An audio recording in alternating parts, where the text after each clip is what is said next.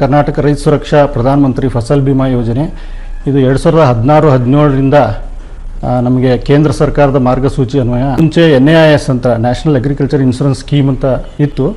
ಕ್ಷೇತ್ರ ಆಧಾರಿತ ಮತ್ತು ಇಳುವರಿ ಆಧಾರಿತ ಯೋಜನೆ ಆಗಿದ್ದು ಅಂತಂದರೆ ಈಗ ಇದು ಇಂಡಿವಿಜುವಲ್ ಅಂದರೆ ಪ್ರತಿಯೊಬ್ಬ ರೈತನ ಹೊಲದ ಮೇಲೆ ನಾವು ಬೆಳೆ ನಷ್ಟವನ್ನು ಮಾಡಲಾಗೋದಿಲ್ಲ. ಇದರಲ್ಲಿ ಮುಖ್ಯವಾಗಿ ನಾವು ಇನ್ಶೂರೆನ್ಸ್ ಯೂನಿಟ್ ಅಂತ ಹೇಳ್ತೀವಿ. ಅಂದರೆ ಒಂದು ಗ್ರಾಮ ಪಂಚಾಯತಿ ಅಥವಾ ಹೋಬಳಿ ಮಟ್ಟಕ್ಕೆ ನಾವು ಇನ್ಶೂರೆನ್ಸ್ ಯೂನಿಟ್ ಅಂತ ಕರಿತೀವಿ. ಅದರಲ್ಲಿ ನಾವು ಈ ಒಂದು ಯೂನಿಟಲ್ಲಿ ಈ ಯೋಜನೆಯನ್ನು ಅನುಷ್ಠಾನಗೊಳಿಸ್ತೀವಿ. ಮುಖ್ಯವಾಗಿ ಈ ಬೆಳೆ ವಿಮೆ ಅಂತಂದರೆ ಪ್ರಕೃತಿ ವಿಕೋಪದಿಂದ ಏನು ಬೆಳೆ ನಷ್ಟ ಆಗ್ತದೆ ನಮ್ಮ ರೈತರಿಗೆ, ಅದು ಬರ ಇರ್ಬೋದು, ಅತಿವೃಷ್ಟಿ ಇರ್ಬೋದು, ಅಥವಾ ಆಲಿಕಲ್ಲು ಮಳೆ ಇರ್ಬೋದು, ಮೇಘ ಸ್ಫೋಟ ಇರ್ಬೋದು, ಗುಡುಗು ಮಿಂಚುವಿಂದ ಇರ್ಬೋದು, ಅಥವಾ ಇತ್ಯಾದಿ ಏನಾದರೂ ಪೆಸ್ಟ್ ಆ್ಯಂಡ್ ಡಿಸೀಸಿಂದ ಇರ್ಬೋದು. ಈ ರೀತಿಯಾದಾಗ ಈ ನಮ್ಮ ರೈತರಿಗೆ ಎಷ್ಟು ಬೆಳೆ ಹಾನಿ ಆಗ್ತದಲ್ಲ ಅದನ್ನು ವಿಮಾ ಮುಖಾಂತರ ನಾವು ರೈತರಿಗೆ ನಷ್ಟವನ್ನು ಭರಿಸ್ತಕ್ಕಂಥ ಯೋಜನೆ ಇದು ಆಗಿದೆ. ಇದರಲ್ಲಿ ಪ್ರಮುಖವಾಗಿ ಮುಂಗಾರು ಹಂಗಾಮಿನಲ್ಲಿ ನಮ್ಮಲ್ಲಿ 36 ಬೆಳೆಗಳನ್ನು ಅಧಿಸೂಚನೆ ಮಾಡಲಾಗ್ತದೆ ಸರ್ಕಾರದಿಂದ.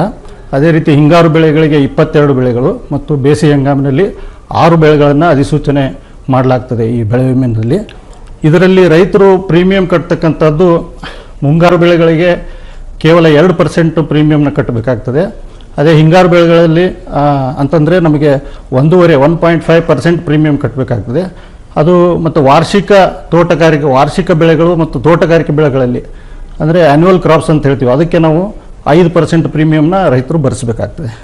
ಸುಮಾರು ಒಂದು 10 ವರ್ಷದಲ್ಲಿ ಒಂದು 6ರಿಂದ 7 ವರ್ಷ ನಮಗೆ ಬರಗಾಲ ಅಥವಾ ಅತಿವೃಷ್ಟಿಯಿಂದ ಬೆಳೆ ನಷ್ಟ ಆಗುವಂಥ ಸಂಭವ ನಮ್ಮ ಕರ್ನಾಟಕ ರಾಜ್ಯದಲ್ಲಿ ಇರ್ತದೆ. ಹಾಗಾಗಿ ಒಂದು ಬೆಳೆ ವಿಮೆ ಯೋಜನೆ ಅತಿ ಮುಖ್ಯವಾಗಿ ರೈತರಿಗೆ ನಷ್ಟವನ್ನು ಭರಿಸ್ತಕ್ಕಂಥ ಯೋಜನೆ. ಮತ್ತು ರೈತರಿಗೆ ಎಲ್ಲಿ ಇದನ್ನು ನೋಂದಣಿ ಮಾಡ್ಕೋಬೇಕು ಅನ್ನೋದು ಬಹುಮುಖ್ಯವಾದ ವಿಷಯ.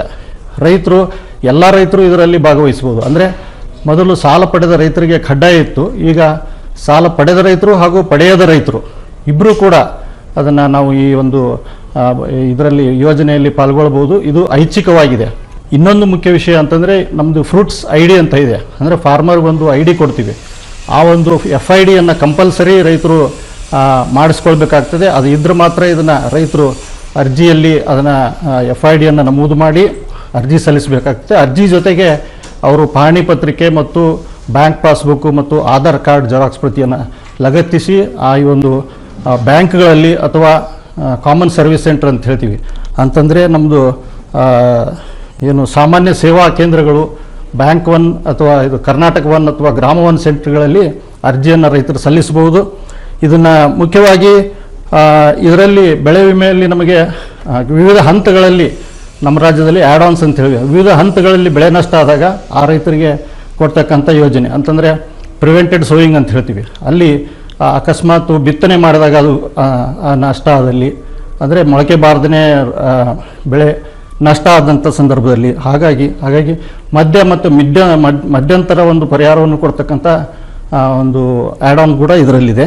ನಿರ್ದಿಷ್ಟ ಪ್ರದೇಶದಲ್ಲಿ ಲೋಕಲೈಸ್ಡ್ ಕೆಲಮಿಟಿ ಅಂತ ಹೇಳ್ತೀವಿ, ಅಂತಲ್ಲಿ ಅಂದರೆ ಪರ್ಟಿಕ್ಯುಲರ್ ಪ್ಲೇಸಲ್ಲಿ ನಮಗೆ ಮಳೆ ಬಂದಾಗ ಅಲ್ಲಿ ಏನಾದರೂ ಬೆಳೆ ನಷ್ಟ ಆದಾಗ ಅಲ್ಲಿ ಕೊಡ್ತಕ್ಕಂಥದ್ದು ಒಂದು ಅವಕಾಶ ಇದೆ.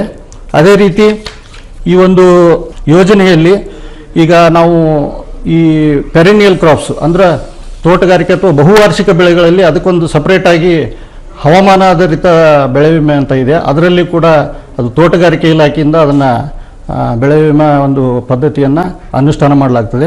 ನಮ್ಮ ಇಲಾಖೆಯಲ್ಲಿ PMFBY ಅಂತಂದರೆ ಅದನ್ನು ನಾವು ಅನುಷ್ಠಾನ ಮಾಡ್ತೀವಿ.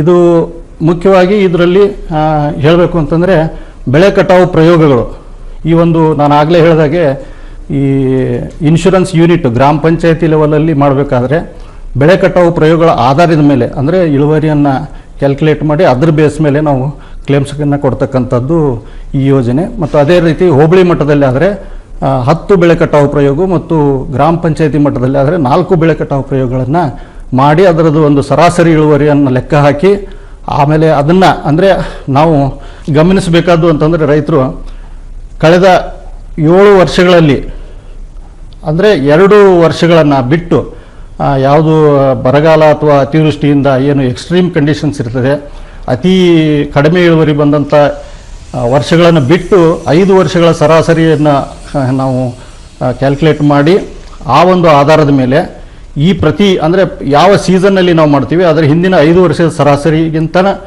ಈ ವರ್ಷದ ಏನು ಪ್ರೆಸೆಂಟ್ ಕಂಡೀಷನ್ನಲ್ಲಿ ಏನು ಸೀಸನ್ನಲ್ಲಿ ಇಳುವರಿ ಬಂದಿರ್ತದೆ ಅದನ್ನು ಬೆಳೆ ಕಟಾವು ಪ್ರಯೋಗಗಳ ಆಧಾರದ ಮೇಲೆ ತಗೊಂಡು ಅದು ಏನಾದರೂ 5 ವರ್ಷದ ಸರಾಸರಿಗಿಂತ ಕಡಿಮೆ ಇಳುವರಿ ಬಂದಂಥ ಸಂದರ್ಭದಲ್ಲಿ ಆ ಇನ್ಶೂರೆನ್ಸ್ ಯೂನಿಟಲ್ಲಿ ಮಾಡಿದಂಥ ಎಲ್ಲ ಅಂದರೆ ಎನ್ರೋಲ್ ಮಾಡಿದಂಥ ಎಲ್ಲ ರೈತರಿಗೂ ಕೂಡ ಬೆಳೆ ನಷ್ಟ ಪರಿಹಾರವನ್ನು ನಾವು ಅಂದಾಜು ಕ್ಯಾಲ್ಕುಲೇಟ್ ಮಾಡಿ ಆ ಎಲ್ಲ ರೈತರಿಗೂ ಕೂಡ ಬೆಳೆ ವಿಮೆ ಪರಿಹಾರವನ್ನು ಕೊಡಲಾಗ್ತದೆ. ಆಮೇಲೆ ಮುಖ್ಯವಾಗಿ ನಮಗೆ ರೈತರು ನಮ್ಮ ಈ ಇಲಾಖೆಯಿಂದ ಕಳೆದ ವರ್ಷದಿಂದ ರೈತರ ಕರೆ ಕೇಂದ್ರವಂತ ಅಂಥೇಳಿ ನಾವು ಮಾಡಿದ್ದೀವಿ. ಏನಾದರೂ ಸಮಸ್ಯೆಗಳಿದ್ದಲ್ಲೇ ರೈತರು ಈ ಒಂದು ನಮ್ಮದು ಟೋಲ್ ಫ್ರೀ ನಂಬರ್ ಇದೆ 1800-425-3553 ಅಂದರೆ 1800-425-3553 ಈ ಒಂದು ಕರೆಗೆ ಈ ಒಂದು ಸೆಂಟರ್ಗೆ ನಮಗೆ ಕರೆ ಮಾಡಿದರೆ ಈ ಬೆಳೆ ವಿಮೆ ಸಂಬಂಧಪಟ್ಟಂಗೆ ಅಥವಾ ಇನ್ನಿತರ ಯಾವುದೇ ಒಂದು ಇಲಾಖೆಗೆ ಸಂಬಂಧಪಟ್ಟಂಥ ಯೋಜನೆಗಳ ಬಗ್ಗೆ ಆಗಲಿ ರೈತರು ಕರೆ ಮಾಡಿ ಕೇಳಿದರೆ ಅದನ್ನು ನೇರವಾಗಿ ರೈತರಿಗೆ ಅದರ ಬಗ್ಗೆ ಪರಿಹಾರವನ್ನು ಸೂಕ್ತ ಸಲಹೆಗಳನ್ನು ಕೊಡ್ತಕ್ಕಂಥ ವ್ಯವಸ್ಥೆ ನಮ್ಮ ಇಲಾಖೆಯಲ್ಲಿದೆ. ಬೆಳೆ ವಿಮೆಯಲ್ಲಿ ನಮ್ಮ ರೈತರು ಈಗ ನಾವು ಓವರಾಲ್ ನೋಡಿದರೆ ಸ್ಟೇಟ್ ಆ್ಯಸ್ ಎ ಹೋಲ್ ನೋಡಿದರೆ ನಮ್ಮಲ್ಲಿ ಸುಮಾರು ಇನ್ನೂ 25% ಶೇಕಡ 25% ಮಾತ್ರ ರೈತರು ಬೆಳೆ ವಿಮೆಗೆ ನೋಂದಣಿ ಮಾಡ್ತಾ ಇದ್ದಾರೆ. ನಮ್ಮದು ಒಂದು ಏನು ಅಂದರೆ ಸಾಕಷ್ಟು ಇಲಾಖೆಯಿಂದ ಪ್ರಚಾರ ಮಾಡಿ ಇನ್ನೂ ಹೆಚ್ಚಿನ ಸಂಖ್ಯೆಯಲ್ಲಿ ರೈತರು ಈ ಒಂದು ವಿಮಾ ಯೋಜನೆಯಲ್ಲಿ ಪಾಲ್ಗೊಂಡು ಇದರ ಉಪಯೋಗವನ್ನು ಪಡೆದುಕೊಳ್ಬೇಕು ಅಂತೇಳಿ ನಾನು ಕೇಳ್ಕೊತೀನಿ. ಏನೇ ಹೇಳಿ ಬೆಳೆ ಹಾನಿ ಇನ್ನಿತರ ಸಂದರ್ಭದಲ್ಲಿ ರೈತರಿಗೆ ಕರ್ನಾಟಕ ರೈತ ಸುರಕ್ಷಾ ಪ್ರಧಾನ್ ಮಂತ್ರಿ ಫಸಲ್ ಬಿಮಾ ಯೋಜನೆ ಕೈ ಹಿಡಿಯಲಿದೆ ಎನ್ನುವುದನ್ನು ಸ್ಪಷ್ಟವಾಗಿ ಹೇಳಬಹುದು.